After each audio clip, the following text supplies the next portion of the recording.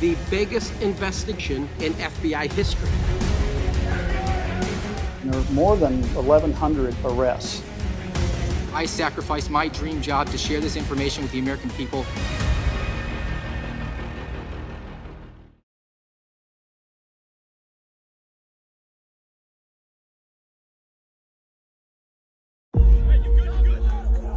They dragged her out, and it reminded me of deer hunting. You drag out a deer carcass.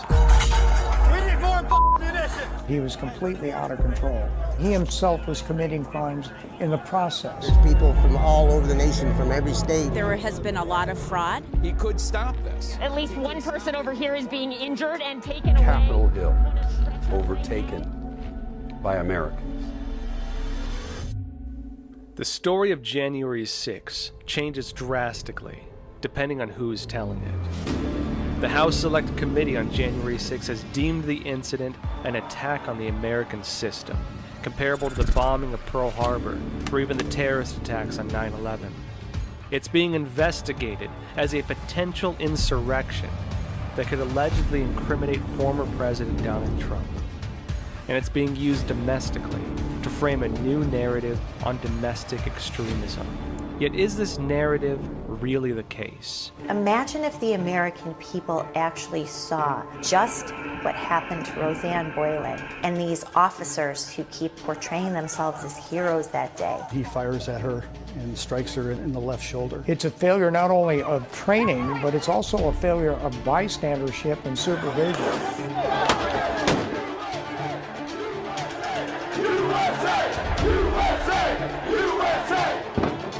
January 6 demands a full and impartial investigation, one free from foregone conclusions, hidden agendas, and naked hyperbole. The nation needs a serious examination of January 6, one that includes the subjects too often ignored in media coverage and in political speech. With interviews, on-the-ground reporting, and exclusive footage, we'll now tell the real story of January 6.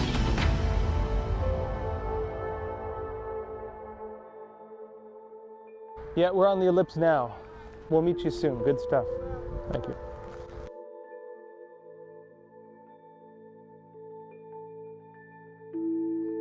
To begin this investigation, I sat down with Joe Hanneman, the lead reporter on January 6th at the Epoch Times, to review our footage. January 6th started out as a protest, a large gathering to hear President Trump speak about his concerns and his charges that there was widespread fraud of the presidential election. People came in very large numbers to the ellipse in Washington, D.C. to hear his speech. We will never give up. We will never concede. It doesn't happen. You don't concede when there's theft involved. Stop the steal. His speech ran long, or his appearance went overtime. And I think that caused some issues over at the Capitol because there were people gathered over there who were already in the process of breaching some of the security lines before the president had stopped speaking. So the people that were encouraged to go to the Capitol peacefully and made their voices heard were largely still over listening to the president when some of these unusual things happened on the Capitol grounds. It really goes to the heart of other unusual happenings that day. The role of suspicious actors in various places around the Capitol, and all of which lead you to the conclusion that a deeper look is needed to really define that, what January 6th is, because we're still trying to define it. People are talking about violence on January 6th. How did the police factor into this? I mean, who was really instigating things? Which side? Well, there was plenty of police provocation. The initial use of explosive munitions that day, that started at about 1:25 in the afternoon, where the police launched explosives into the crowd, which was pretty much just milling there and standing.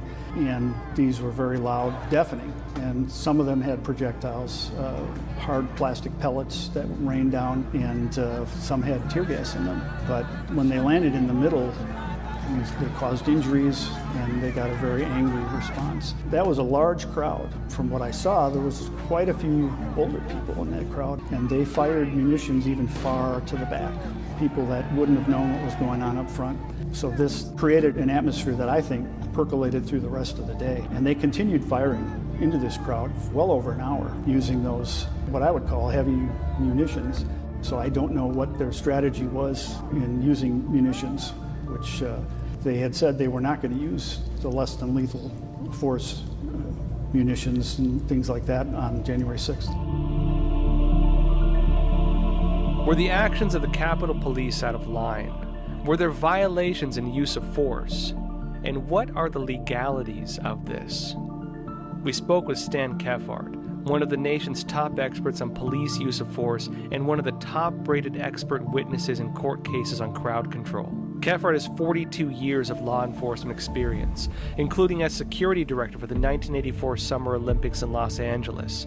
He served as an officer, detective, undersheriff, and chief of police at jurisdictions in Arizona, California, and Missouri.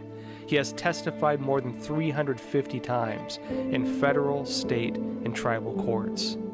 Supervisory failure. A frontline supervisor, a sergeant, or whoever's in control, a lieutenant, should have put those people in posted positions or in a skirmish line or in a defense posture, put them between the objective that they were protecting and the crowd. That wasn't being done. That was a shooting gallery up there. A congregation of officers, I didn't see a supervisor among them, who were using these munitions to inflict harm and injury on people below them. It's egregious. Rubber bullets have the potential to put an eye out. Shooting down into a crowd at the head level, which is the first primary target that would be hit by those rubber bullets, runs the risk of having somebody's eye put out or having them permanently disfigured. Impact front on from ground level is designed to hit somebody in the chest or lower so that it will sting and put them in flight. That is the design and purpose of the tool. Hey, fire! Hey, fire! Hey, you good? You good? Hey, you just listen when I'm fired!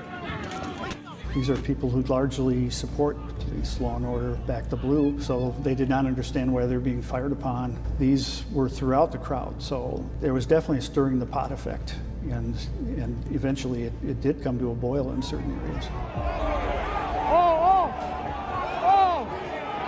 The protester was climbing the wall. He had seen somebody put a giant American flag up on the scaffolding for inauguration, and he wanted to put his Trump flag up. He scaled the wall, and when he got up there, he didn't have a chance to put the flag up. A couple officers took swipes at him over the rail and missed him, but then he actually got into a standing position, and a motorcycle police officer from Capitol Police came up with a pretty good stride and shoved him, and he fell at least 20 feet and was seriously injured. That was witnessed by a lot of people. And then when they carried him out, a lot of the crowd saw the after effects of that, and they were very upset. My analysis of a police officer pushing somebody off the wall is that that individual is committing a crime, a very serious crime, again putting that person's life at risk. It is unconscionable for an officer to do such a thing. The officer is required to take that person off the wall, strip cuff them, take them into custody, and arrest them. Hold tight, hold tight. We're getting munitions. Hey, we're coming. Hold tight. What is happening here? Why is this officer behaving like this? And his behavior seems to be a lot different from the other officers. He stood out to us because of he almost in a manic state. He was looking for more munitions. He had used his up, and so he was going to fellow officers and grabbing their munitions, whether it was a taser cartridge or it was one of the grenades that they use with the hard plastic pellets. Hey! We need more munitions! We did not see that from other officers, where it was, and as soon as he got one, he'd pull the pin and he would lob it into the crowd, and you'd hear it explode. Where do you want it? Right here?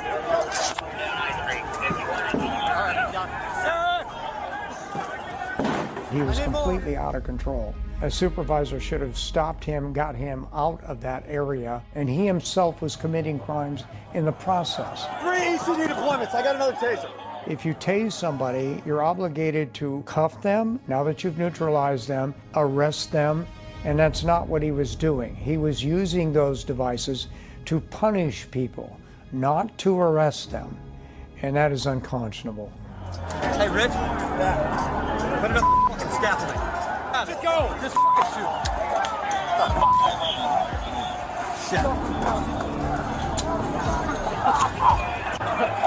It's a failure not only of training, but it's also a failure of bystandership and supervision. An officer who is placed at risk of being injured or killed because of the action of another officer who precipitated a circumstance that began to be dangerous because he wanted to arrest the person, has a stake in that and would go to the officer and say, I'm going to report you to the sergeant. I don't appreciate that. You put us at risk because of what you were doing. I'm upset with you. But munitions come basically in two types. There are burning grenades and there are blast dispersion grenades. This appears to be blast dispersion, which caught fire. And if you fire them at an individual rather than hitting the ground close to them, you run the risk of incurring injury to that individual that you're trying to A, disperse, or B, immobilize so you can arrest.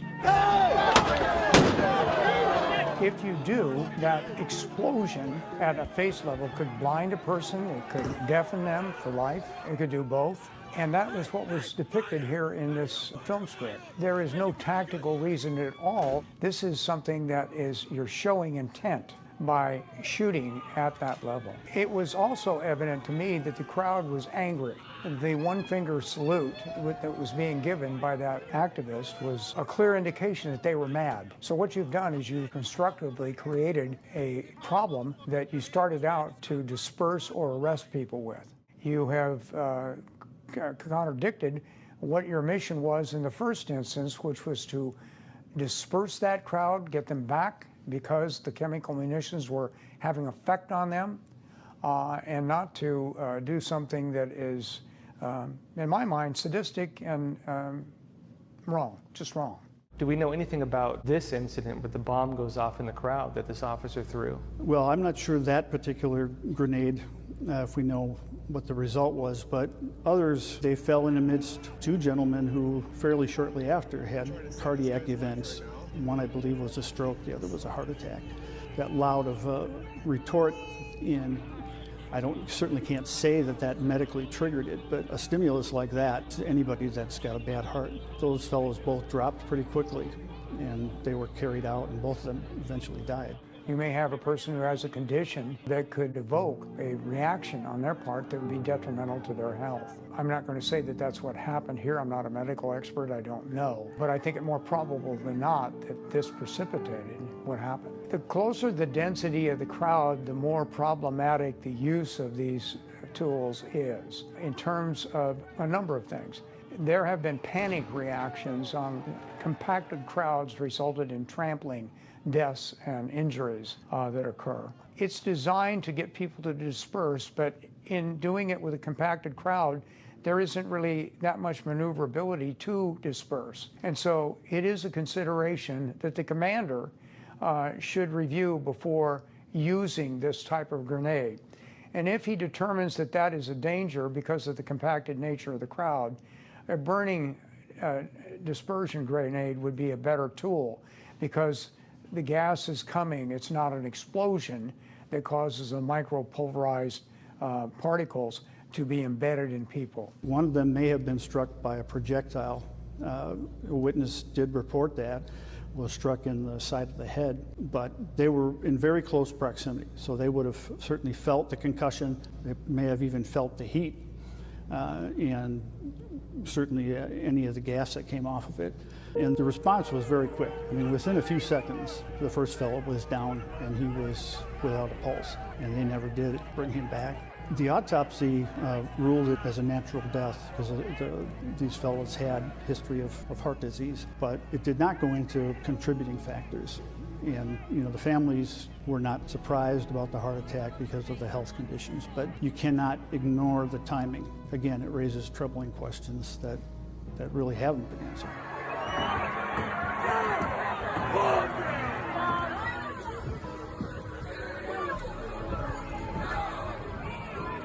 So the police are pushing people over this barricade. And they were moving people back, but they were on somewhat of an elevated platform and were pushing them pretty violently, and there was a concrete barrier, and several of these guys got flipped over. They were pushed so hard and they tumbled. It wasn't a large height, but I wouldn't be surprised if there were injuries.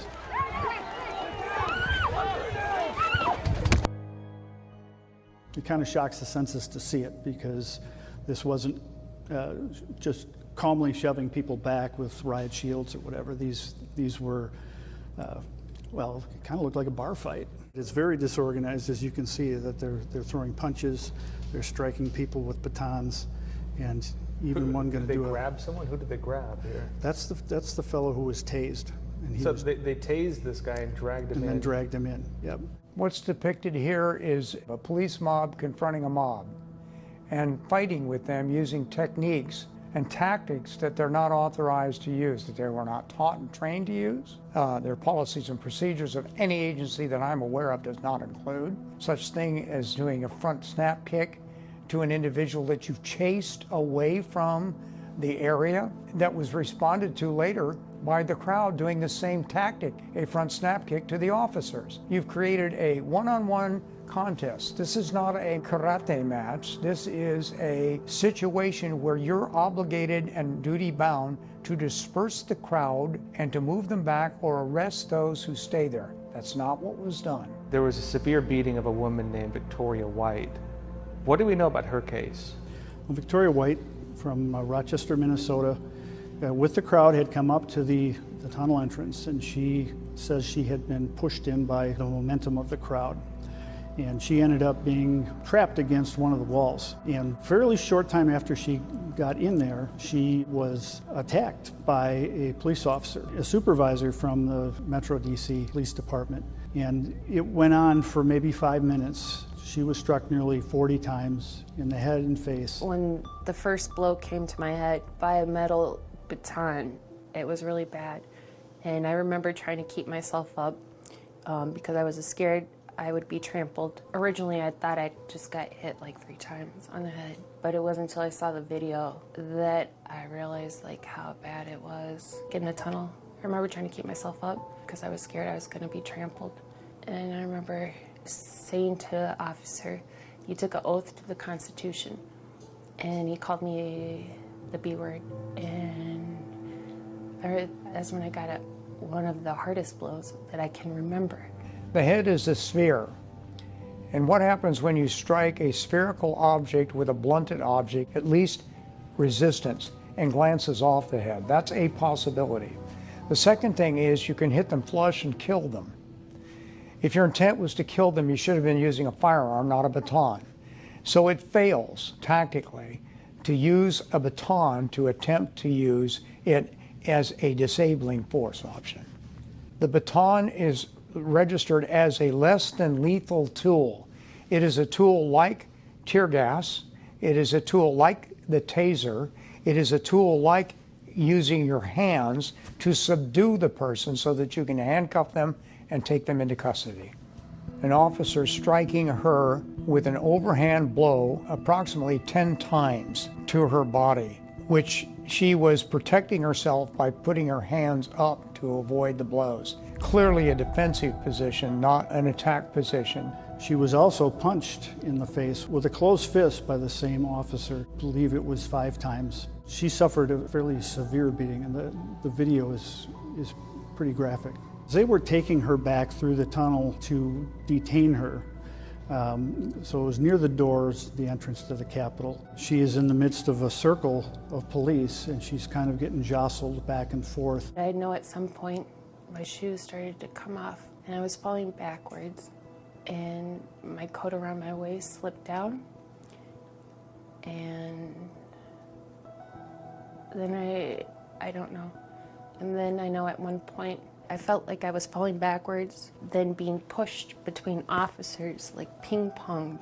They had my hands behind my back. I didn't have my shoes. I just had my socks when they took me in. There's no words to express the way that I feel right now, and the atrocities that have gone on. The fact that we're labeled as terrorists. We're labeled as racist. I am a mom of 4 mixed daughters. I love all people. People's lies about us are causing myself and other January 6ers to endure unspeakable hell. And justice for us, it seems almost impossible.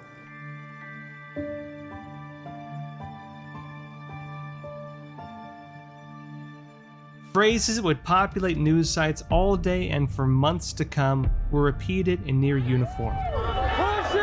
Storm the Capitol, breach police lines, insurrectionists, treason. Homogeneous coverage came in real-time dispatches from the Capitol, but at the same time, rally-goers had trouble making calls or sending texts to the grounds all day. January 6th was a display of grievance on behalf of a large swath of American society. That such an aggressive slice of the political world pushed these terms relentlessly raises the first somewhat rhetorical question of why. Julie Kelly, political commentator and senior contributor to American Greatness, has been one of the leading journalists on this topic. It's all by design. And the idea that there are still people who believe, especially people on the right, who somehow still believe that the events of January 6th were organic. It was this uprising incited by Donald Trump's speech that day at the Ellipse. They're burying their head in the sand. So it's almost like a child. If no one is punished, no one pays any consequences for the biggest fraud perpetrated on the American people until January 6th, the Russia collusion hoax. Because they all got away with it, they were emboldened. And so that is what propelled them to then hijack the 2020 presidential election and then figure out a way after that how to bury and criminalize criticism of the 2020 election to finish off Donald Trump and the entire MAGA movement, which was the purpose of this inside job of January 6th. And so unfortunately, here we are. No one still has been held criminally responsible for Russiagate. And now we see the same interests dovetailing who coalesced behind the events of January 6th. What I think they're trying to do is take those two groups and tie them to Donald Trump. The Oath Keepers who provided security for Roger Stone on January 5th, that'll kind of be, in my view, the way to get to Trump through the Oath Keepers. The Proud Boys, obviously, when Trump was led into saying, stand back and stand by, Proud Boys in that 2020 debate, they're going to describe that as the rallying call to get the Proud Boys to attack the Capitol, overthrow democracy. So I think that's where they're headed, but that's right. This has always been about Trump, right? Well, it definitely is. It has nothing to do with January 6th, and this is why I think a lot of Americans are tuning it out, because they have not asked the hard questions. Why was the Capitol intentionally unsecure that day?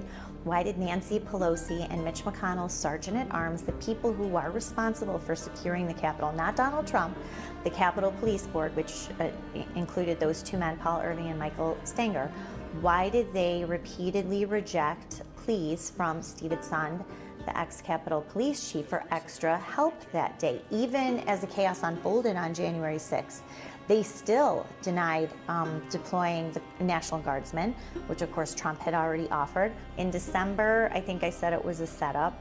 I think now I describe it as an inside job. Because it's the same interests who brought us Russiagate and everything since then, who conspired behind the scenes to execute the events of January 6th, and now to reap all of the political benefits that we've seen ever since. 18 months of nonstop fixation, the criminalization of political dissent, and an attempt to finally drive a stake in the heart of the MAGA movement. This stuff does not happen by accident in Washington, D.C. So that's basically how I describe January 6th to anyone who wants to know exactly what the truth is, and that is the truth that I believe. If the media and if the FBI and the DOJ, in my documents, like the indictment or whatever my charges are, whatever, they make me out to be the aggressor. It's clearly not me, but the officers in that tunnel that were the aggressor. And if they can say, take a picture, for instance, a screenshot of video, and say that, oh, look, she's trying to grab onto the shield. I was trying to hold myself up. And if they can say, oh, look, she's hitting an officer, or trying to pull him down, or whatever they said, and yet I'm telling him to stop spraying me in my face. It just stopped. But they want to turn all that like I'm out to get them, like I'm out to beat the police. In all that beating, all of that, I did not punch an officer. I didn't fight back against the police who abused me. And if they can lie about me, I know for a fact that they can lie about everybody else that was there that day.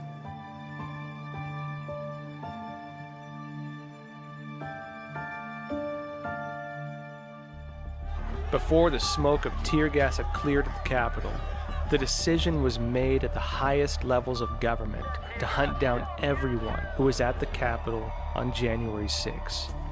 The FBI and the Department of Justice began rounding up suspects the very next day in the most far-flung investigation of its kind.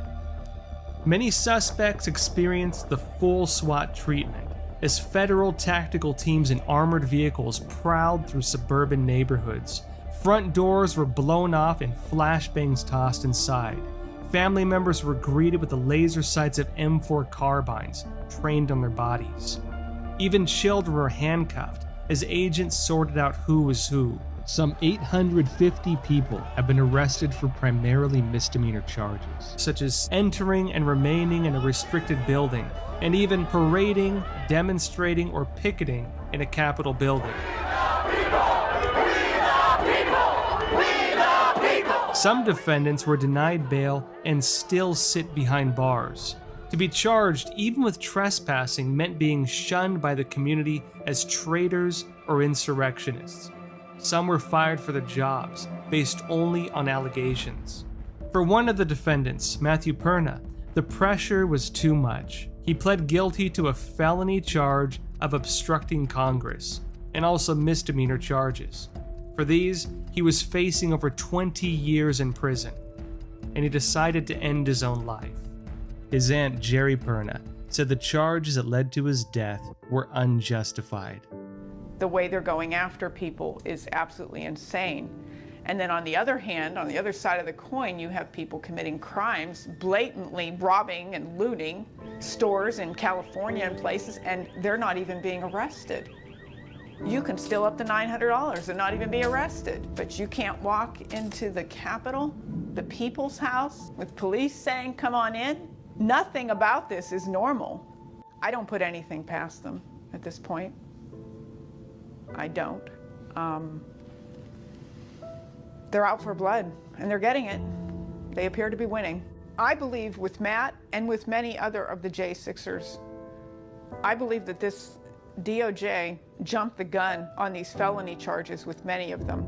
And I believe they just randomly passed these charges out and then decided to look for the evidence. And in Matt's case and so many others, they simply didn't have the evidence. But it was a roller coaster of emotion from that point on, constant. And he was watching the other cases and how they were pleading, comparing his case to their case. Every time he had a hearing, it was delayed. He would gear himself up mentally, prepare himself, and they would delay it. Sometimes they would tell him when it would be, sometimes it was indefinitely delayed. Or it was discovery. They don't have enough, they're still going through the discovery process. And that was mentally exhausting for him. It contributed immensely to Matt's suicide. It did. It was a head game that they were playing with him. They're playing it with the rest of the J6ers. They're playing head games, and it's working. Matt was a very kind-hearted person. He had a smile that would light up a room. He was very thoughtful. He loved talking to people. That was a gift of his. He could sit down with a stranger in a coffee shop and just start having a conversation with them, and he loved learning about their lives and where they were from and how they grew up, especially the elderly. With people, and by the end of the conversation, he had made a new friend. And Matt didn't just make friends casually. He kept these people in his life. He had thousands of friends. Matt wrote beautiful paragraphs on every postcard talking about life and how he was enjoying his surroundings, and he sent probably thousands in his lifetime. There's no getting past this, and there's nothing anybody could say that's going to make it any better.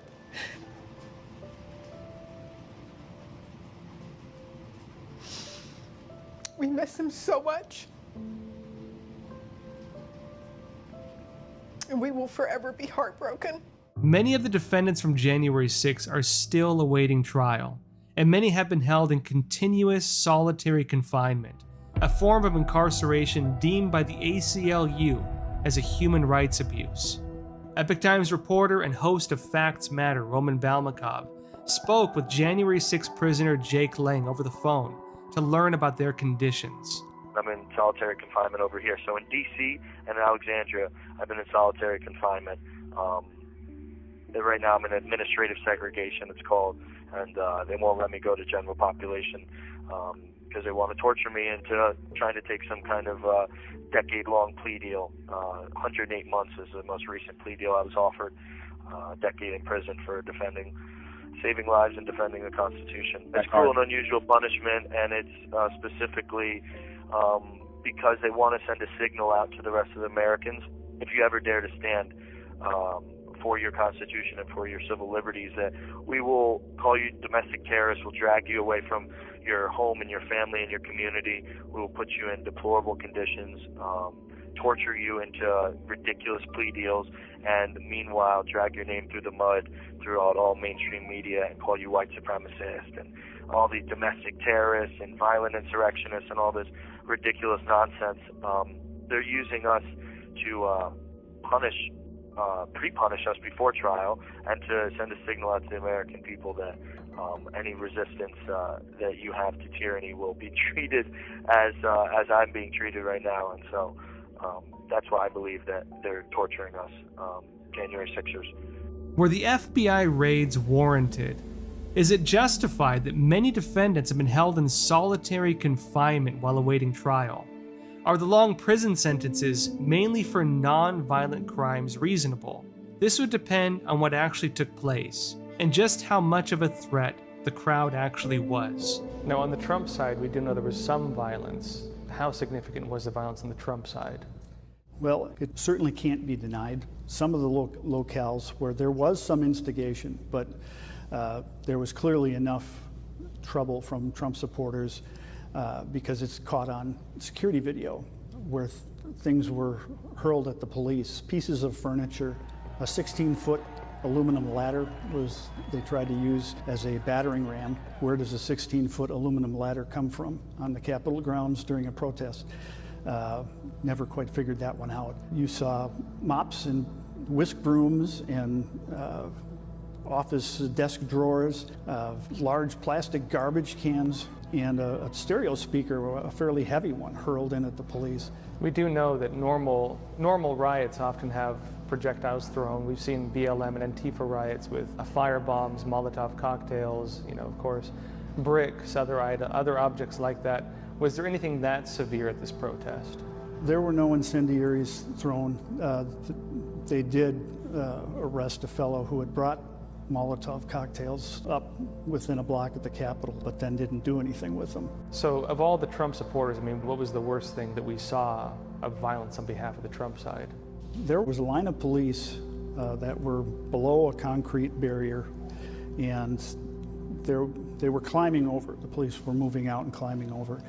And a man, at least wearing Trump gear, I believe was a Trump supporter, he took a running start and put his shoulder into the back of this police officer with full force. And the police officer went head over heels and landed. I think he was caught by his colleagues who were down below, but I'm sure that could have caused an injury. And the video is quite shocking. So that was clearly just wanton violence. This was not a reaction to anything. It's very clear. You can see he stops, seems to be making a conscious decision, and then it wasn't a sprint, but it was a pretty good gallop before he made contact. Now, aside from him, were actions like what this individual carried out, were they representative of the rest of the crowd? Was anything like that common?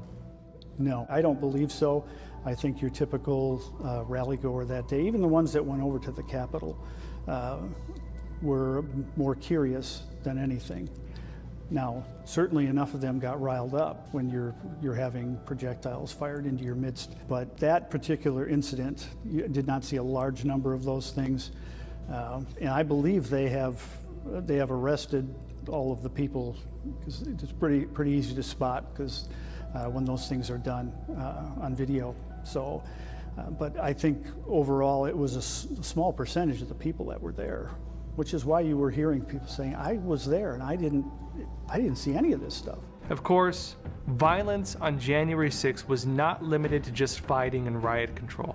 In the aftermath of January 6th, 4 police officers who were present that day committed suicide. Yet there were also people who died that day. After the incidents on January 6th, one of the first stories that a lot of the media were reporting was this Officer Sicknick, they reported, had been beaten to death by protesters using, I believe, a fire extinguisher. What was the real story with Officer Sicknick? Well, the real story is his death was ruled by the medical examiner as from natural causes, that he had a stroke. And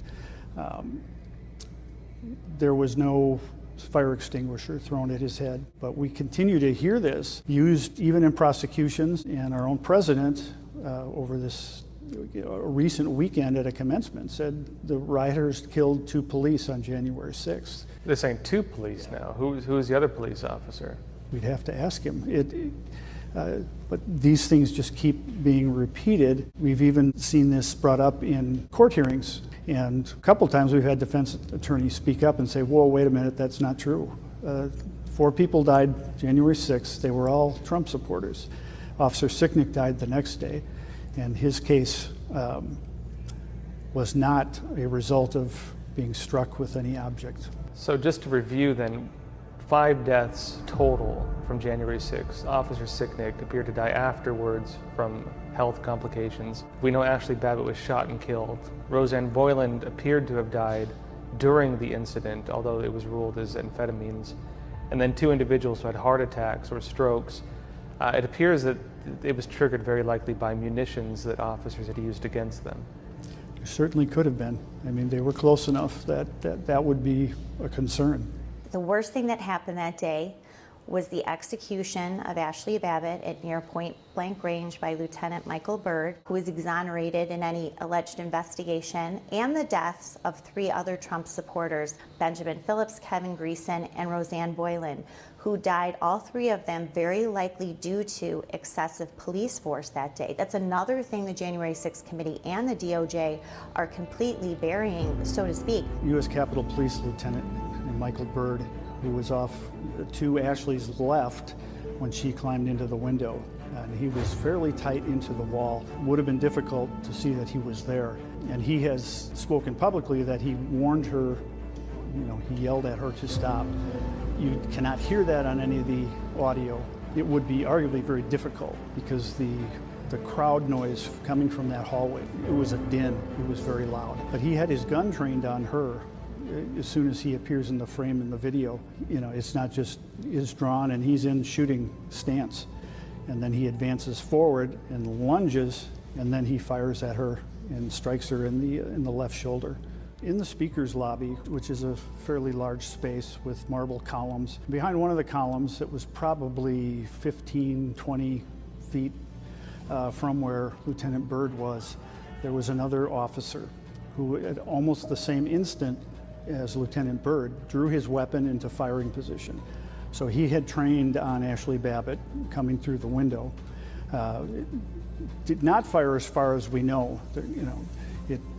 The video was shot through cracked glass, so it's very difficult to get complete details, but it's very clear he raises his weapon into firing position, and then Lieutenant Byrd fires quite shortly after that. And as far as we know, then he drew down and did not fire. But there was a second officer by the stance he took, prepared to fire on her. It's hard to approximate the distance, but it would appear to be some 8 to 10 feet away from where she was coming through the window, at which time Lieutenant Byrd produced his Glock firearm and fired once without a safe backdrop because there were officers behind her and other innocent persons behind her, striking her, whereupon she fell to the floor, mortally wounded. lieutenant did not go forward and handcuff Ashley Babbitt and administer first aid. He withdrew. He's out of the picture. There was an additional officer who withdrew his weapon, again pointing it in a direction that was not a safe backdrop, but did not fire. So there's a discrepancy between the need of the lieutenant to fire when another officer didn't fire with the same circumstances. In order for lethal force to be authorized, the officer must be able to articulate that he or she was in fear of losing his life, was about to be killed or grievously injured. There is nothing I saw in that film that would indicate that that was possible or probable from what unfolded. Lastly, I am not aware of any firearms discharge report being written, and I'm not aware of any conclusion that stated that he was exonerated based on a thorough internal affairs investigation, including the Graham v. Connor litmus test. The first thing that would happen immediately upon a discharge of firearms would be, as I said, this now is a crime scene. And the lieutenant should have closed on the person that he shot, handcuffed that individual to prevent recovery and necessitating a weapon. Next thing, apply first aid, and immediately that area should have been taped off, sealed off. It becomes a crime scene and should await the response of a crime scene investigation unit, who would photograph the positions, the measurements, the forensics involved with the discharge of the firearm. A subsequent discharge of firearms report would be required to be written by Lieutenant Byrd. He would be placed on administrative leave with pay.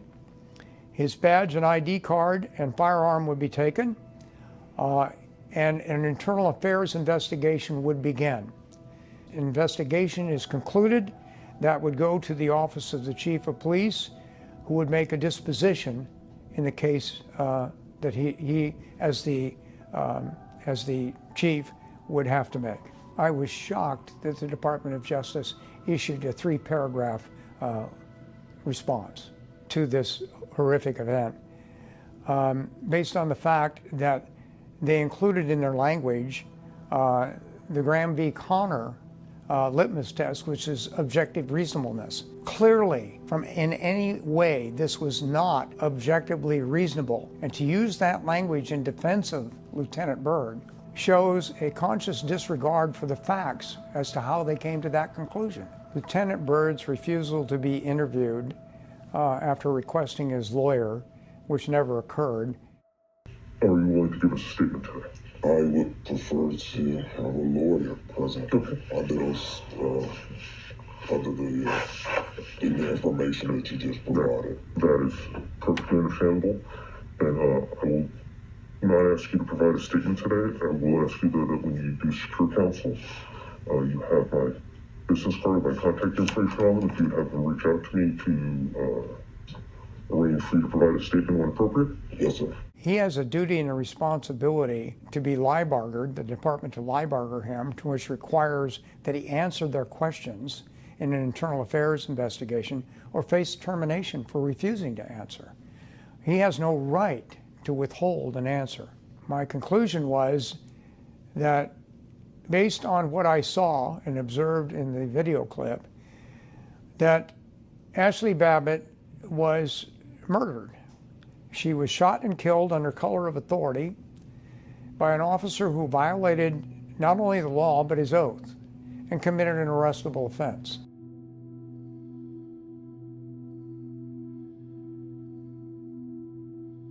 What happened to Ashley Babbitt would not be allowed to happen anywhere else in the country, let alone have the identity, the name of the police officer involved, have his name concealed from the public for months.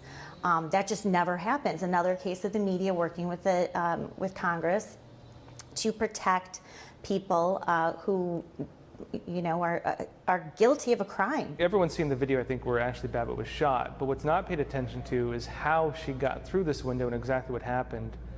and there are these really suspicious individuals. What is suspicious about these individuals in the scene? Well, the number of them, to begin with, Ashley Babbitt, when she made her way up to the window, she was surrounded by people who fit that definition. In her immediate vicinity surrounding her, there were probably 3 or 4. 3 or 4 suspicious actors and 20 suspicious actors total. Yes. In that room, in that area. And one of them, who was an instigator, Zachary Alam, he was the one bashing the window with a black helmet, and he knocked out several window panes. And Ashley Babbitt kind of had a running spar with him. She was screaming at him to stop. She stepped forward and she punched him in the face. Ashley Babbitt tried to stop this individual then, you're saying? She did. She got after the police officers who were there. Why aren't you stopping this? And she's been portrayed as a rioter, as a seditionist, but it's very clear in the video and the audio that she was very upset and trying to stop what was happening, because they were bashing in the glass in the doors that lead to the speaker's lobby and right onto the House floor. And then when her husband is totally convinced that when she does the punch to Zachary Alam, she had decided that she needed to escape from that hallway, that it had gotten scary, the conditions. The SWAT team was coming up the stairs, and she was afraid of crowded places. So she decided, I have to get out of here. When she climbed up in the window, there were 2 suspicious actors, one on either side of her. We don't have a clear enough video angle to see if either one of them pushed her up into the window or helped her into the window, but they were in that position on either side of her. And then when she was shot and fell back, again, these same several suspicious actors were right around her when she fell and was laying there. So it raises all sorts of questions. What role did they have? How did they all get there at the same time along with all these other people? And another suspicious point with all this is one of the individuals who breaks this glass is communicating with another one. We can watch him in the video. And then as the SWAT team is moving up the stairs, this individual goes back down the stairs and looks like he's changing his clothes. Zachary Alam did that when he saw Ashley had been shot. He realized it. You can see on the video, he physically responds. He almost jumps back. And the look of horror, he was genuinely terrified. It certainly seemed to be, even though he had created the conditions that led to that by the violence with the helmet and the smashed glass. And he did go down the stairs and did not come back up. But there were a number of people on the stairs that we haven't been able to identify and also haven't been charged, and who were familiar enough with the police to go up to them and say things or pat them on the back. Who they are, we still haven't figured out. But for that many unidentified people to be in a space where there was a fatality like that, it goes to our longer list of burning questions. News outlets have tried framing Ashley Babbitt as having not been a peaceful protester, and House Democrats have painted her killer as a hero. Yet video evidence tells a very different story of her and of her death. Who was Ashley Babbitt? We met with her husband, Aaron Babbitt, in San Diego to learn more. Ashley just loved life. She loved herself. Nobody loved Ashley more than her. I mean, she just woke up every day wanting to take on the world, and, never had a task that she didn't want to conquer. And the harder it was, the more she wanted to fight for it. She loved her dogs. I mean, we had 3 dogs. I've lost all 3 of them since January 6th. It's been a rough 18, 19 months. What happened on January 6th? I understand you were not there. She went. What was kind of what did you hear from her and why she wanted to go? We were sitting on the beach in Cabo. It was Christmas Day. She was looking at her phone and she said, President Trump's having a speech January 6th.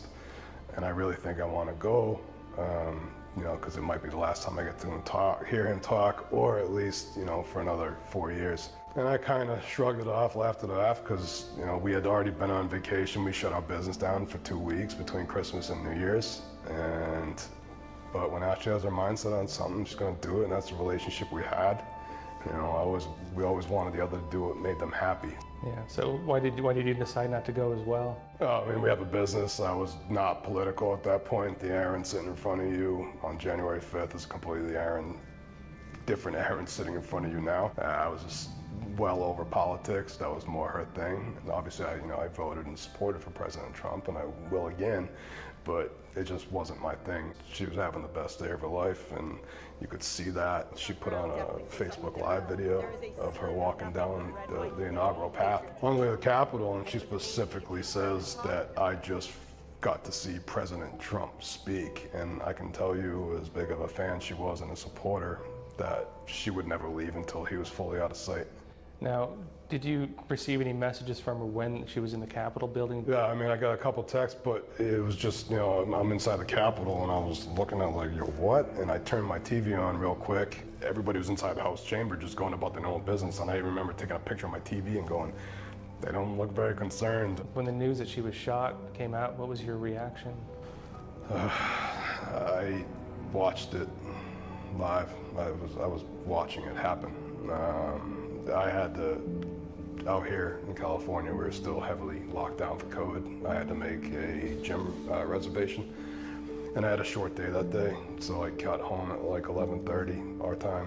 And I got a call somewhere just after 12 saying that it was from a person that I really don't talk to. I mean, him and Ashley's wife were really good friends. We're buddies when we're around each other, but that's about it. And he said that his wife had thought that she had seen Ashley on TV and it looked like she'd been hurt. There was something about a door or a window. I could hear the tremble in his voice, and I hung the phone up. I walked outside, out into the living room, and I turned my TV on, and the very first image I saw was Ashley laying on the ground with blood, blood coming out. The lights went out. I collapsed. I came to. There were people in my house. I knew them, but I don't remember them coming in.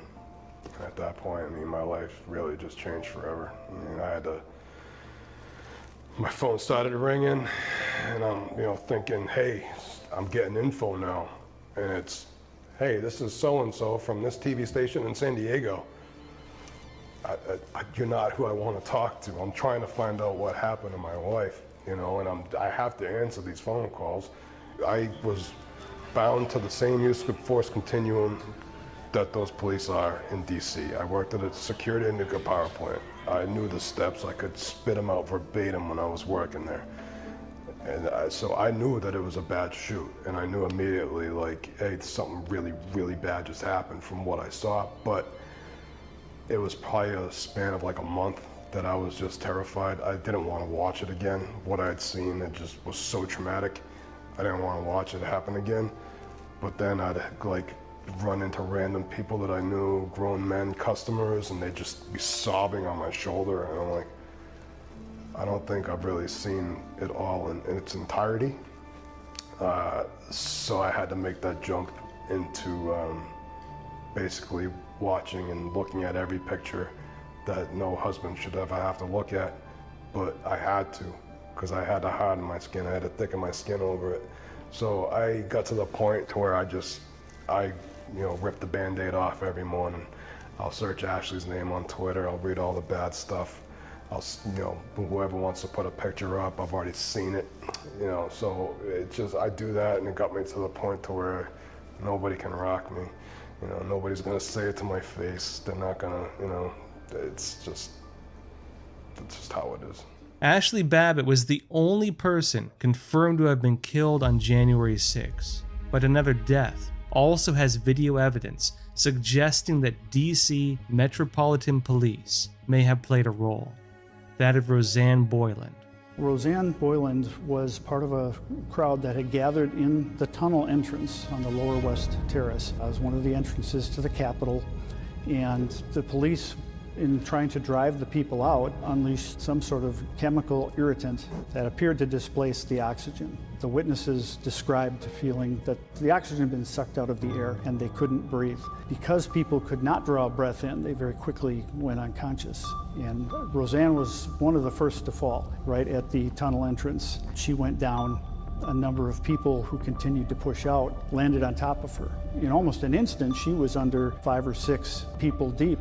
There is a duty on the part of police once they've pushed somebody out of the tunnel or attempting to push them out of the tunnel and they fall, to render aid or to get them up and get them out of the tunnel. It's incumbent upon them to do that. The video is quite shocking. It looks like a waterfall going down the steps leading away from this entrance. People just tumbling out. And at that point, the police were pushing. They were pushing everyone out after deploying the gas. And so you had a pile of humanity. And the people at the bottom, of course, were being crushed. And Roseanne was terrified. She was calling out, "Someone help me, someone help me." And another bystander held her hand while she became unconscious. My assessment of the use of gas in a tunnel, a confined space, is as follows. The objective of the use of gas is to disperse or to arrest those who fail to disperse.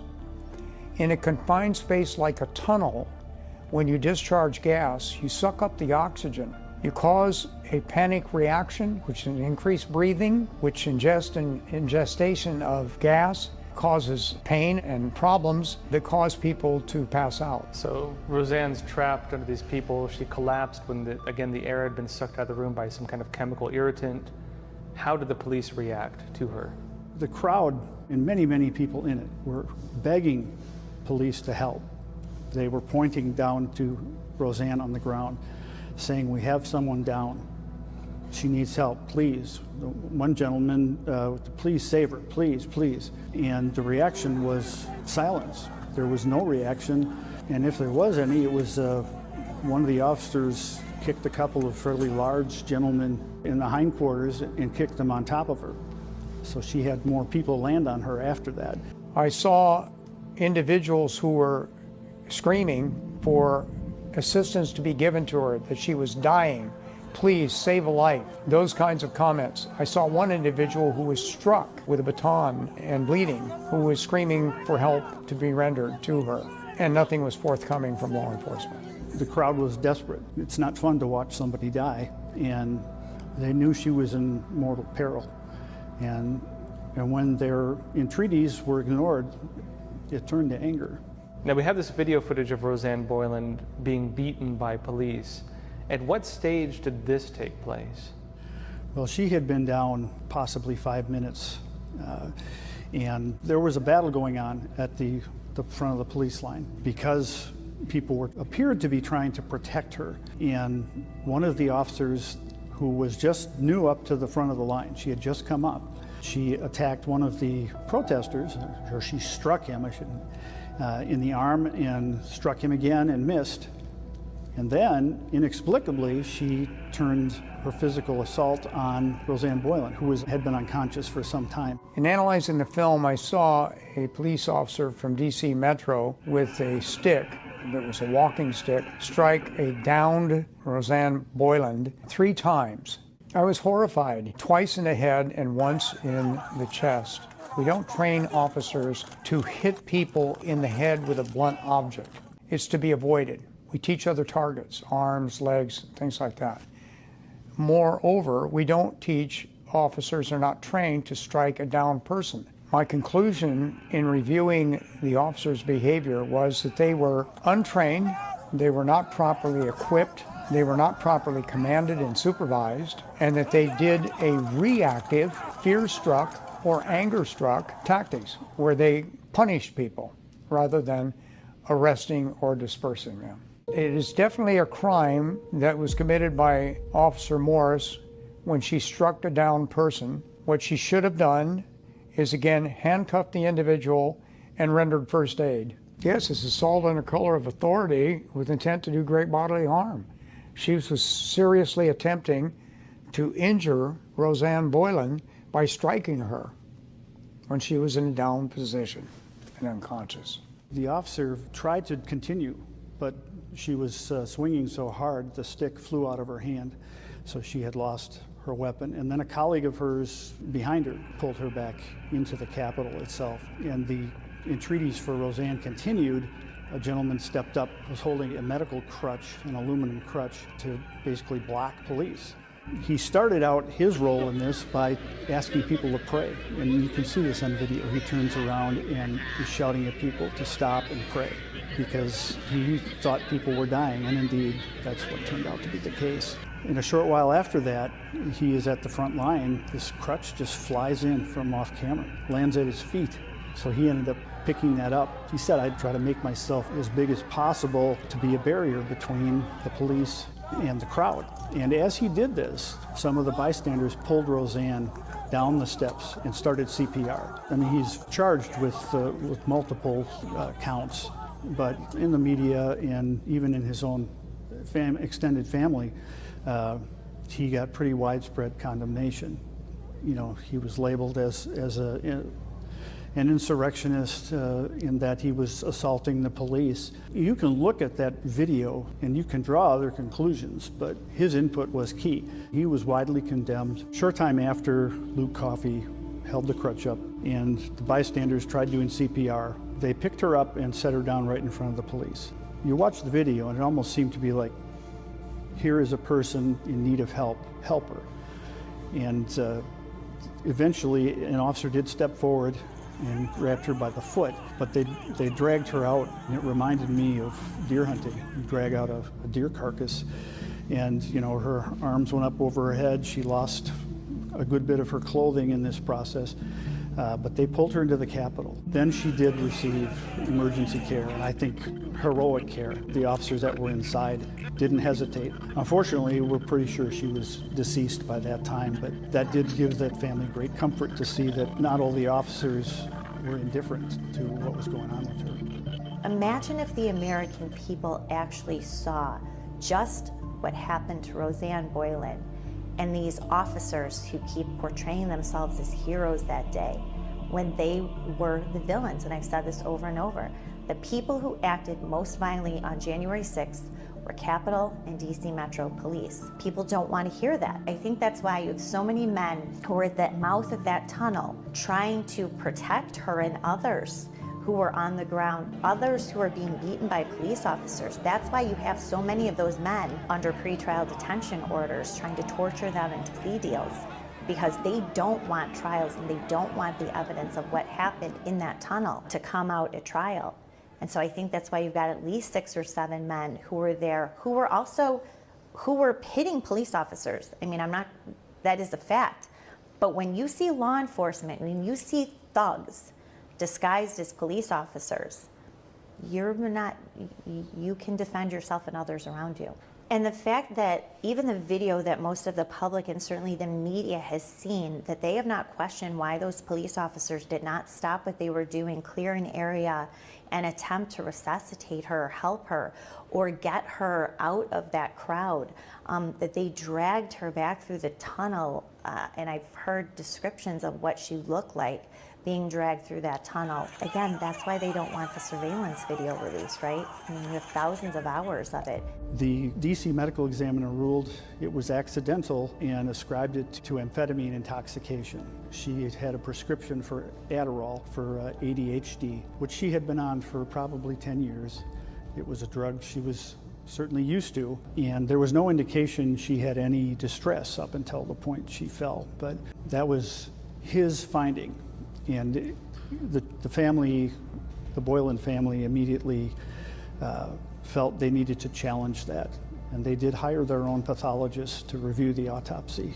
And that person came to a different conclusion and said that amphetamine intoxication was clearly not the reason for her death. And seemed to acknowledge that the circumstances she was in with the crowd and being crushed and this violence going on around her and pepper gel just dripping from on high, and she's probably inhaling some of this stuff, that those could have been very easily aggravating factors.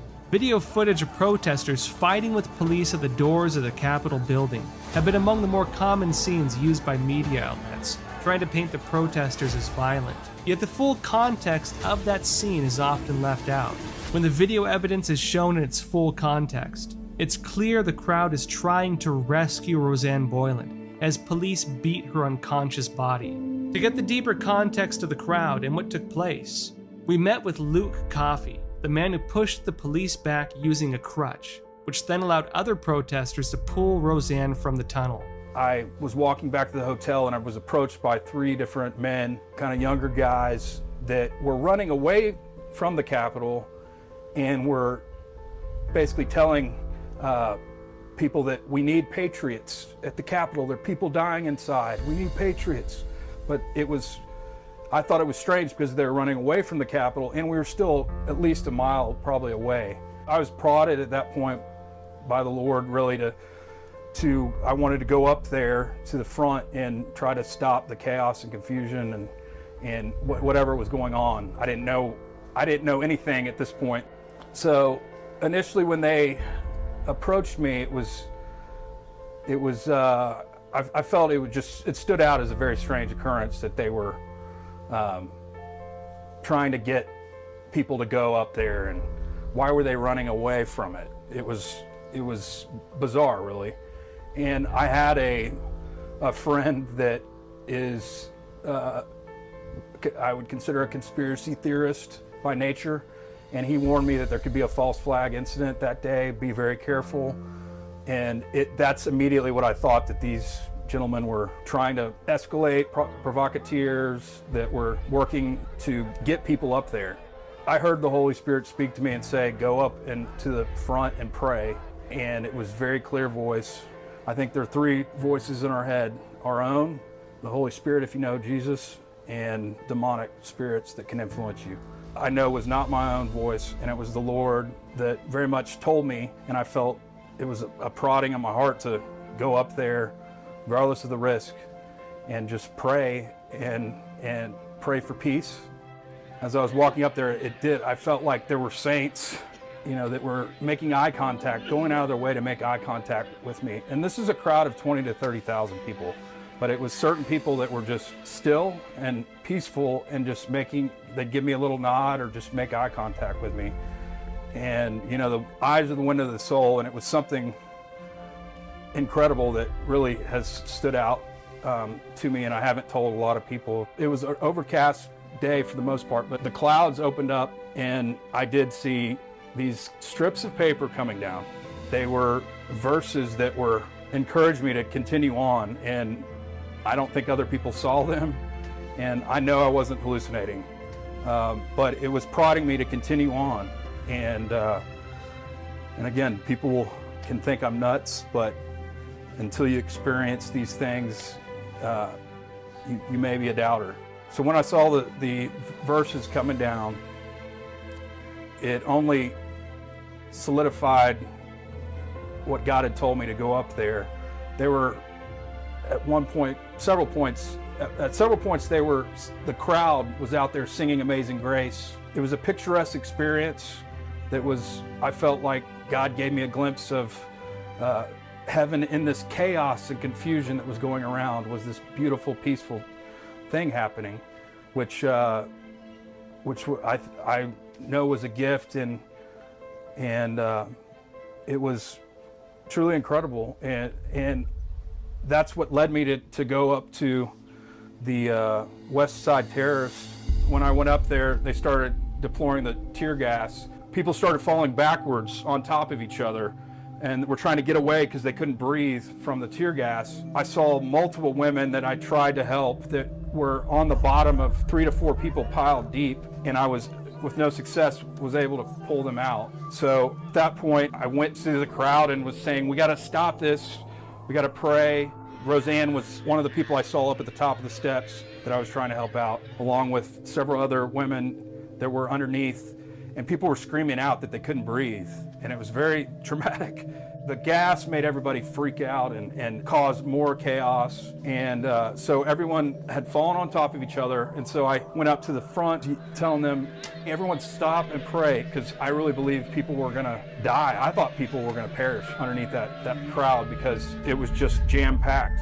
People crying out maybe for their last breaths. At that point is where I did hear the voice of the Lord say, Luke, go stand in the gap. And around the same time, these 3 other guys were talking about that we need to do something so this doesn't happen again.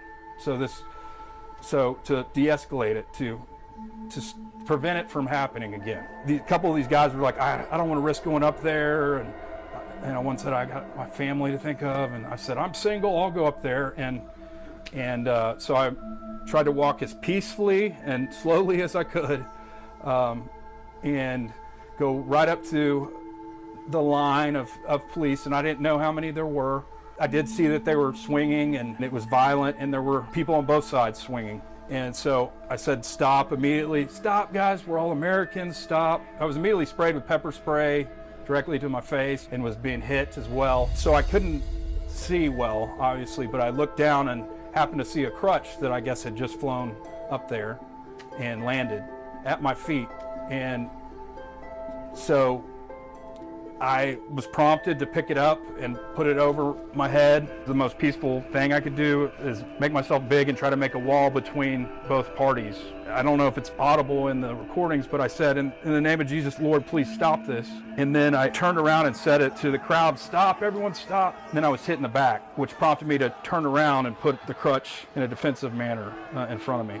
It was a fighter, I can say it was a fight or flight response to being attacked. And you know, the crutch was never meant to be used in any other way than to defend myself, or to peacefully make a stand and then to defend myself. There was a reason, and it wasn't a coincidence. And I don't believe in coincidences. I believe they're fingerprints on our lives, evidence of God's greater plan. And so I wasn't that surprised that that's where Roseanne was. And I just wish more could have been done to save her life. One of the biggest crossroad moments of my life was first experiencing getting hit by a car with the love of my life over my shoulder, and her perishing that evening. What I learned from that experience is that God is the author of our lives. He is the great director. He is in control. He's sovereign. He's providential. And God used what was my worst nightmare to really show up in my life. And so that was the hard. It's weird to say, but it was the greatest moment and the worst moment of my life when I lost her. So to have another woman in my proximity is very, I don't know what to say about it. But the FBI reached out, and I immediately called them back and told them the story just like I've told you. Told them that I did have contact with the police, but I was very much trying to break it up. And even he said, Mr. Coffey, it looks like you were trying to de-escalate things. He said, you're not a suspect at this point. And for about 14 or 15 days, I was told I was not a suspect. Initially, he said, if they charge you anything, it will be a misdemeanor, disorderly conduct. But he said, they may not charge you at all. You know, it says it looks like you were trying to de-escalate things. So, you know, 10 or 12 days later, he said, Mr. Coffey's not looking good for you. And I said, what do you mean? And he goes, well, we've seen some new evidence, and we're going to need you to come in and talk to us. And I said, well, let my lawyer talk to you. Didn't have a lawyer at the time, but I quickly got one and hired one, and who negotiated what became me turning myself in to the FBI in Dallas. I spent 45 days in a prison down here in Texas, Limestone County. I've had 2 plea deals come in, one of which was 4 to 5 years, pleading guilty to a felony assault with a deadly weapon, the crutch being the deadly weapon. When I met with my lawyers most recently, I was able to go to Midland, Texas, where they are, for several days, and they had a potential plea deal that was similar to another defendant that was 8 to 14 months, but still pleading guilty to a felony assault with a deadly weapon. I just know I feel called to fight for truth, not for just myself, but for other J6ers. The only thing they can do is kill me or put me back in prison, and I'm not scared either way. So I'm ready to do whatever God calls me and whatever He wills it for my life. It's my absolute full intention to go to trial.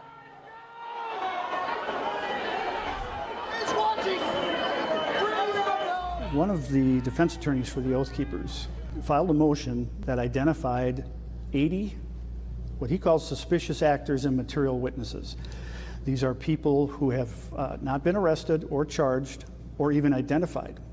They're only identified by somewhat whimsical hashtags that the Sedition Hunters website assigned to them. And they were present in concentration in certain places where there was trouble, including on the east side at the Columbus doors.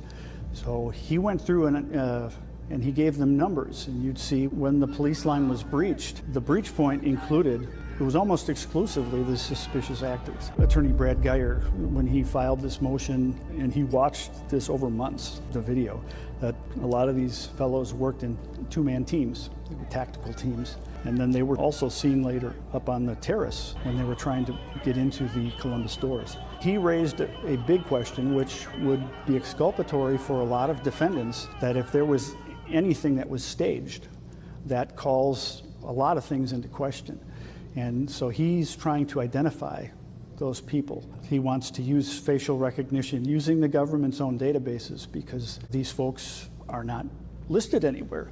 And there's been no explanation. Prosecutors have adopted a policy of just no comment outside of court filings. So we have asked, can you explain this? And there has been no response. Obviously, there will be in responding to the motions at some point.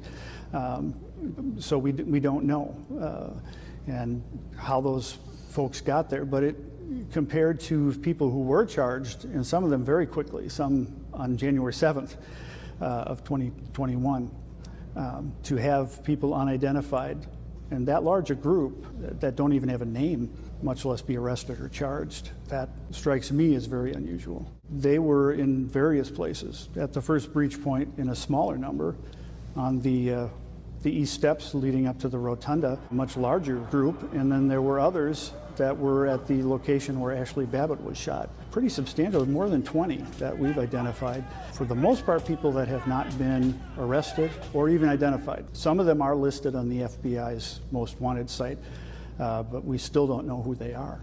One of the most suspicious individuals, one who's shown up in a lot of headlines, is Ray Epps. What happened with Ray Epps? We see him a lot on video from January 5th and 6th. On the night before, he was amidst the Trump supporters and appears to be encouraging people to not just go to the Capitol the next day, but to go into the Capitol. Tomorrow, we need to go into the Capitol. Into the Capitol. And got in some verbal sparring with some Trump supporters who were chanting, "Fed, Fed, Fed." Had him pegged as an agent because I think they knew it was an illegal thing to do, potentially. He went around that crowd encouraging people to go into the Capitol. Because of the stakes here, we've got to go into the Capitol. There were plenty of people charged that day for encouraging others to go inside the Capitol, and Ray was never arrested or charged with anything. Wait, so they're going after people for entering the Capitol building, but one of the individuals who demonstrated, premeditated entry to the Capitol and was encouraging others was never actually charged? That obviously raised a lot of questions, and I know he denied being any kind of an informant, working for the government, but yet we see him quite a few times after that, and this was well before the president had finished speaking. At the first breach point, he is seen interacting with some of the people that pushed over the barriers, and one of the men charged with the first breach, he was talking in his ear. Hard to say what he was saying. He claims that he was telling the young man to back off, but what the fellow actually did is he turned around and dumped over the barrier, and the group was off to the races. He was seen again at the next breach point, and again, just backed off of the front line. So he clearly had a presence, and the prosecutors have promised to explain and give more information about him. Back in March, they said they would do that. That hasn't happened yet, so it leaves a lot of questions and speculation of what a lot of the defense attorneys are calling suspicious actors.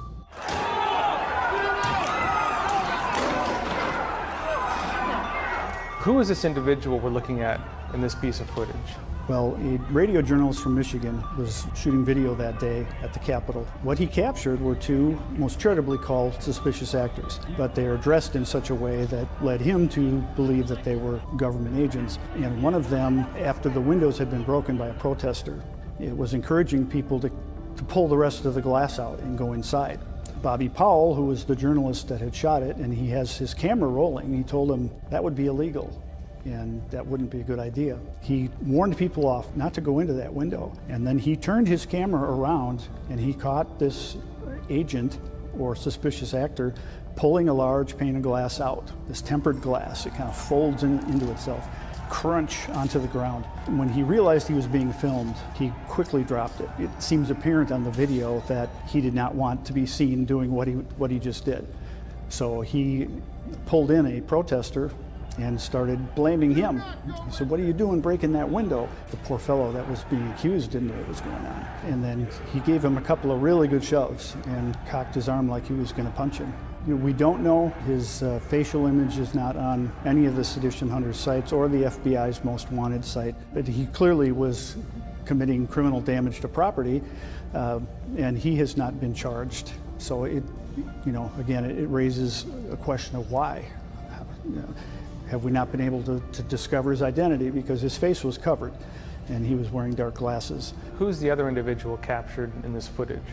At the nearby Columbus doors, these giant bronze ornamental doors, we had the second suspicious actor who was holding the door open, the inside door, with a wooden pole.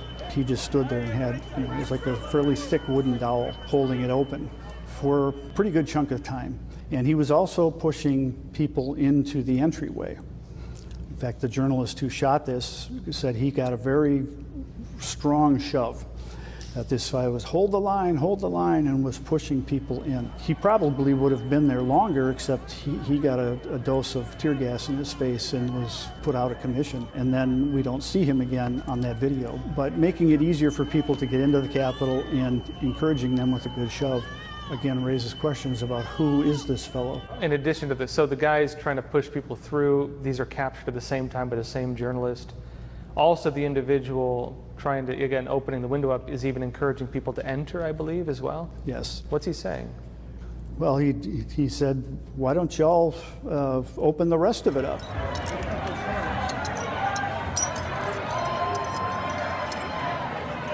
don't you guys open up the rest of it? Because I think that would probably be illegal. Oh, I know, my glasses. He just came out of the blue. He was off to the side or behind the journalist who was busy picking up the broken glass. I'm pretty sure that's why he wheeled his camera around, is to catch it, because while he was telling him this, while the suspicious actor was encouraging him, he was busy pulling the glass out. You could hear it crinkling while he's saying these things. So, and again, it was just encouraging people to do what we're told they're not supposed to do, is trespass in the Capitol. I remember hearing from previous rallies and other news that Antifa, previous rallies even, would infiltrate and say one day they're gonna do something, and they'll be dressed as Trump supporters and do something to make us look bad. Before she ended up at the mouth of the tunnel, there was a window nearby that was being attacked with hammers. I think there was even a crowbar that was used. And one of the times that an individual stepped up and was trying to smack at this window. Everyone's yelling Antifa, but no one's stopping him. So I just didn't give it a second thought, and I ran toward the man who was breaking out the window. And right before I make it to him, somebody else jumps up and takes him down from breaking the window. But as he does that, there's a group of probably 2, at least, men that pull him off of the man that was breaking the window. As soon as I make it there, I grab the guy that was smashing the window and I pull him down. And next thing you know, people were standing back up after we scuffled. And I'm like, we don't do that. Trump supporters, we don't do that. Then there's other people, no, we're all on the same team. I'm like, no, we're not. Who brings something like that to a Trump rally, let alone to break out the Capitol window? That's not us. The second man, I go to reach for him to pull him down and grab his backpack. And as I do that, 2 or more men grab me and they go to pull me off of him. And I come around and I reach with my other hand and I push this man's head. And then there's this big like argument that ensues, and a man from like nowhere jumps up there with a bullhorn thing, like, get her out of here, get her out of here.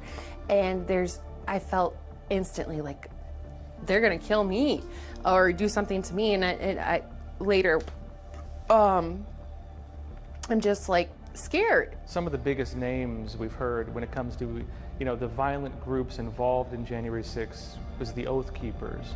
This is, of course, one of the militias in the United States and one that's very well known. And they're really one of the highlights of the case against the Trump supporters on that day. What do we know about their case? They're really the centerpiece of the prosecution on January 6th, accused of going there to prevent the counting of the electoral votes by force and violence if necessary, according to prosecutors. But we had an incident on the east side of the Capitol that, in a very dramatic way, counters that narrative and that belief, where they are assisting the police. There was an amateur videographer from Florida who captured an officer of the U.S. Capitol Police came out of the building, out of the Columbus doors, where a crowd was trying to get inside. He was wearing a red Trump MAGA hat. And he came down to the Oath Keepers and sought them out and said he needed help. This is all captured on video, this discussion. When he makes it clear he needs help getting officers out of the Capitol who are fearful for their safety. You can see the Oath Keepers' faces. Just, let's go, let's go. And so they take him and they go back up those stairs in a military stack formation, and they go up to the Capitol Columbus doors, and they have to explain who they are, but eventually they are let in. In a short while, they come out with 16 police officers clad in riot gear, and they take them down the steps to join a police line outside. So they went in and got them and brought them out, and they formed a space in the crowd to take them down the stairs. It's somewhat remarkable because the crowd, one woman was hugging every one of them that came out of the building. Others are thanking them. There wasn't any attacking done on that, but the Oath Keepers are very quick to point out that's part of their mission. So many of them are actually law enforcement officers, or they served in the military, or they're retired, and that they were there that day doing security for various events. So to them it's no surprise, but it paints a very different picture of the group, and these same individuals are charged with seditious conspiracy. Have we seen any evidence suggesting that the claims of seditious conspiracy were accurate? The evidence that's been put forth by the prosecutors certainly shows that these fellows communicated with each other leading up to the day and on the day. Phone calls, texts, things like that. The rub comes in, how do you interpret that? What was in the minds of the Oath Keepers? And that's going to, in seditious conspiracy, that's what it's going to come down to. Were they of the mindset to go there to breach the Capitol and stop the electoral votes from being counted? They will quickly say, no, we were not. We were there to do security, and they did bring a pretty good size cache of arms with them that were stored in Virginia, but they were of the belief that President Trump might enact the Insurrection Act and call up militia to counter Antifa if there was Antifa violence, and so they were prepared for that eventuality. But they did not bring that with them to the Capitol grounds that day? No, they did not bring weapons. There were a couple of groups that went in, but both of those groups ended up assisting Capitol Police. This incident on the stairs was just one of 3 times that day where Oath Keepers helped the police. The second major incident, there was a Capitol Police officer who was guarding stairs that were going down to the lower level, and he got into a screaming match with the bystanders, protesters, and it got very personal and very heated. The Oath Keepers came onto this scene just outside the rotunda and got in between the combatants and de-escalated it, made sure the officer knew he is safe. They were going to make sure that nobody could attack him. There were just a couple of gentlemen who were just over the top, separating them and calming them down. And then they escorted the officer to a police line where his brother officers were, and removed him from that situation.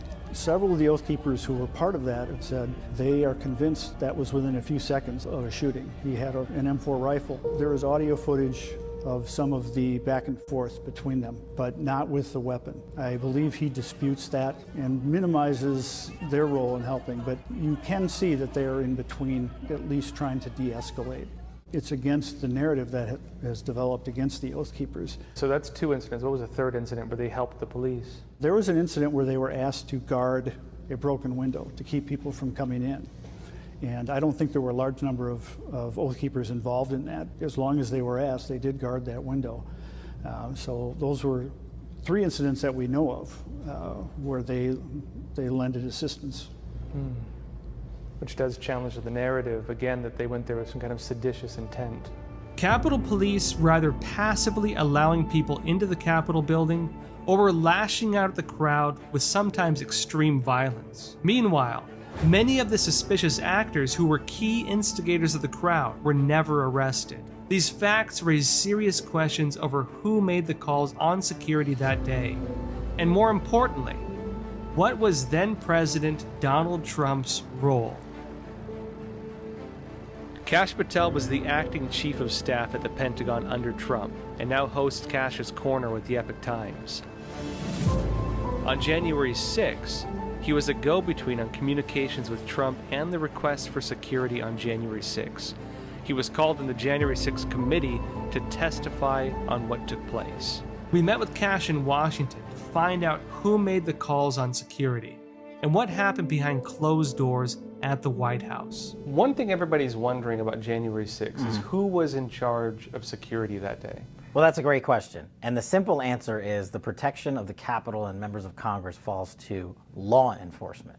And that is specifically the Capitol Police, Metropolitan PD, which is the Washington, D.C. police force, and the federal agencies, the FBI and DHS when called upon. And all of that can be supplemented with National Guard security assistance if and when requested. The way it's structured at the Capitol is there's a sergeant-at-arms for the House and a sergeant-at-arms for the Senate. The Capitol Police, per their own timeline, received the authorization request from the Department of Defense, where I was Chief of Staff for National Guards, men and women, before January 6th. The Capitol Police then went to the Sergeant-at-Arms in the House and the Senate and the Chief of Police, and the decision was made, pursuant to their own timeline, that that request would be declined. The United States Supreme Court, Posse Comitatus, said, rightfully so, the United States military cannot be deployed domestically.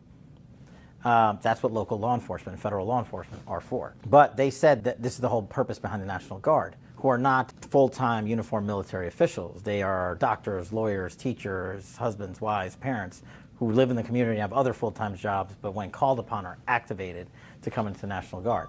The Supreme Court said 2 things must happen. 1, the President of the United States has to authorize, not order, authorize the use of the National Guard. Once that happens, step 2 has to happen as well before they can be deployed. And that is a request from the head of the state, the governor, or in this case, Mayor Bowser, because it's Washington, D.C., or federal law enforcement needs to request the National Guard to be deployed. If those 2 things don't happen, then any issuance of the National Guard would be literally unconstitutional. Take you back to January 4th-ish, right? We're in the Oval Office with President Trump. It was me, the Secretary of Defense, Chairman of Joint Chiefs of Staff, Chief of Staff to the President of the United States, and obviously President Trump, and maybe 1 or 2 other officials. And I remember it was a Monday morning. We were talking about an extremely sensitive operation we were running overseas. And then once we finished that topic, President Trump pivoted and said, hey, what are you guys doing, basically for security? And I'm paraphrasing here, for anything that might happen on January 6th. And we said, well, we're doing what we always do. We're getting ready, sir. And he said, well, if you need up to 20,000 National Guardsmen and women, not just in Washington, D.C., but anywhere in the country, you have my authorization. So, roger that, sir. Check.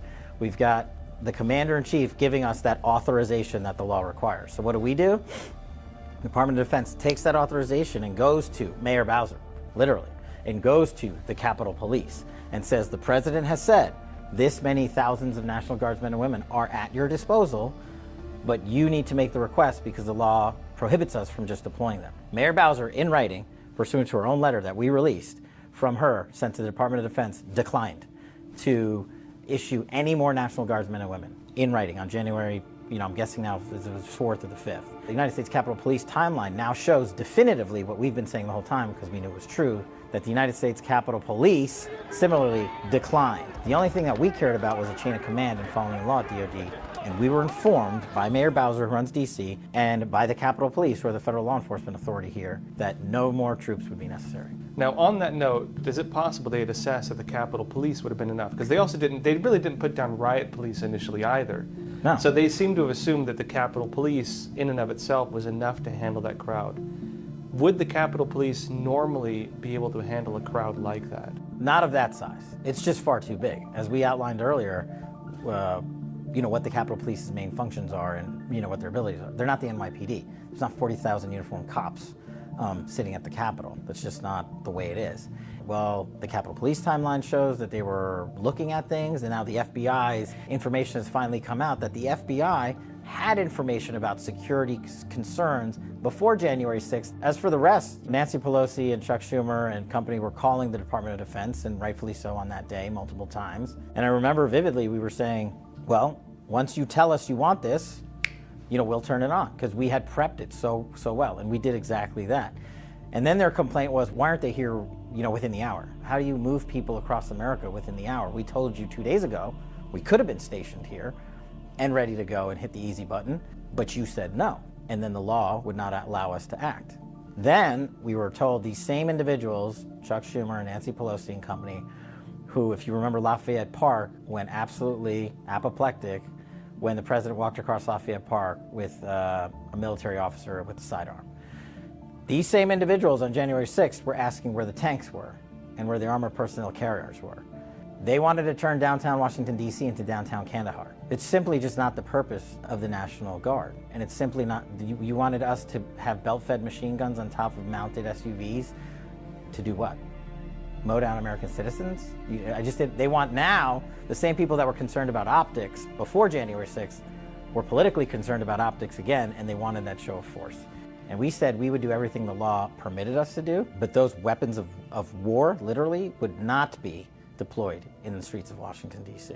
So Trump offered to provide security on January 6th. If this was the case, then why did they decline to have the National Guard deployed, as Trump wanted? Why weren't riot police and better assets sent out initially?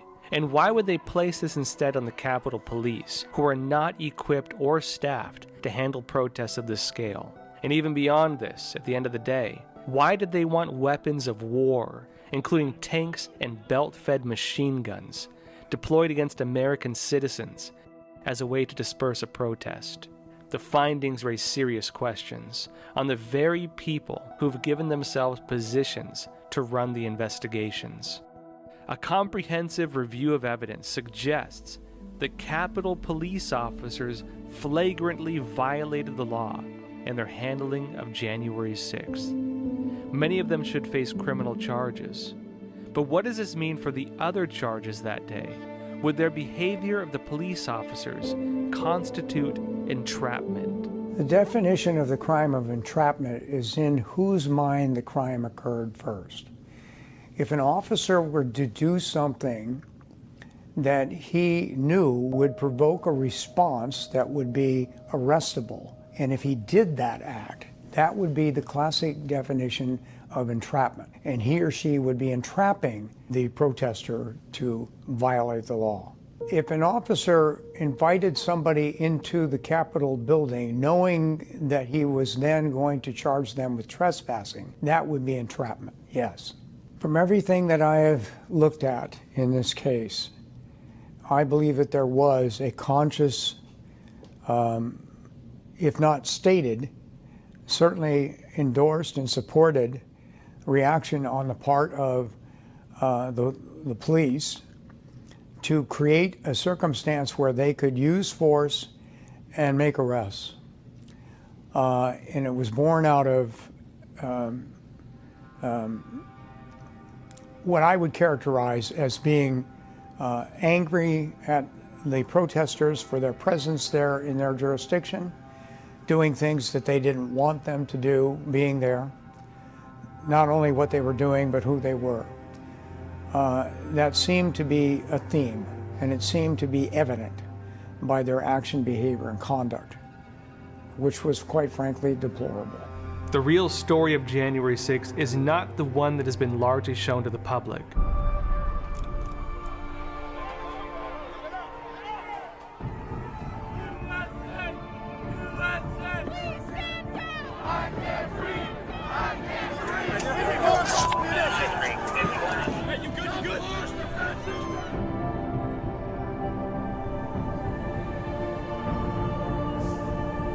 Normal protocols on a riot were not followed, and many people violated laws they did not know they were violating. The most serious acts of violence were on behalf of the Capitol Police. Yet the violence and at least one killing on their behalf are being ignored. But video evidence shows that many of them could stand trial for crimes on use of force and murder. All of these issues beg the question of why. January 6th is now being used politically and as a justification to create new laws on domestic terrorism. But if the foundation is false, then how can these stand? Crimes were committed on January 6th. But a two-tiered justice system is not justice, and a political investigation from an aggrieved party is not a real investigation. Potential crimes on all sides need to be treated with equal weight. America needs answers on why the main instigators are not charged, who made the calls on security that day, and why. Only through a true and clear presentation of the day's incidents can the nation be assured that justice is being served. And only through this light of true justice can America begin to heal.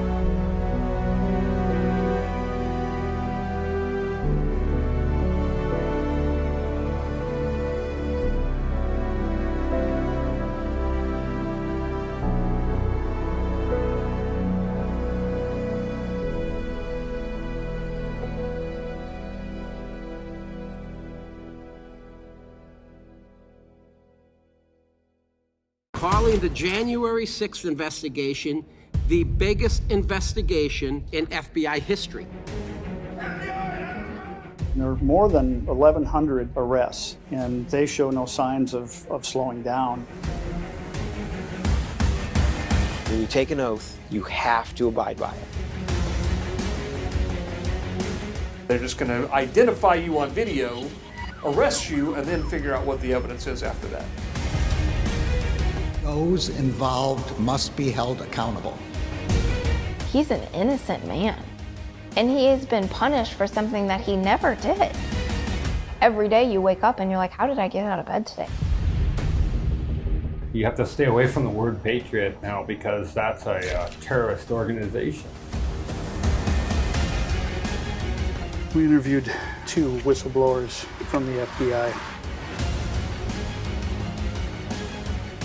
I sacrificed my dream job to share this information with the American people. That siege was criminal behavior, plain and simple, and it's behavior that we, the FBI, view as domestic terrorism. We started with death threats, the hate mail. I don't care what they do to me, but I do care what they do to my family. Our family struggles every day. And it's going to change narratives no matter what your political perspective is.